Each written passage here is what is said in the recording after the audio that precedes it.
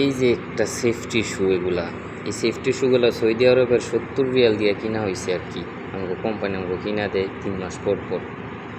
এই সেফটি শুটায় আমার পাও দুইটারে যেইভাবে সেফটি দেয়, বাংলাদেশের পুলিশ প্রশাসন জনগণ দিয়ে এরকম সেফটি দিতে পারে না।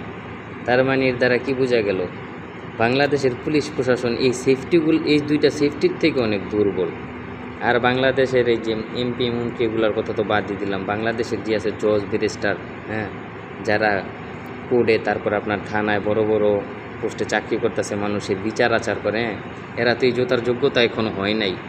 কারণ এই জুতার যোগ্যতা কীভাবে নেয়, যেমন 60-70 টাকার জুতায় যদি আমার এই দুইটা পায়ের সেফটি দিতে পারে, অথচ ওরা এই বছর 17 বছর 20 বছর 30 বছর লেখাপড়া করে জজ ব্যারিস্টার উকিল হয়ে একটা মানুষের সঠিক বিচার করতে পারে না।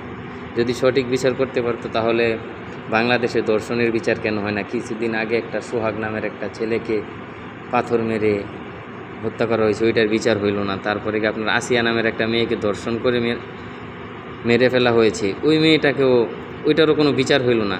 এর দ্বারা কি বোঝা গেল, বাংলাদেশের আইন এখন এই জুতার থেকে অনেক দুর্বল আছে। তো বাংলাদেশের আইন যদি আরও শক্তিশালী, এই জুতার থেকে শক্তিশালী হইতে চায়, তাহলে সঠিক বিচার করতে হবে।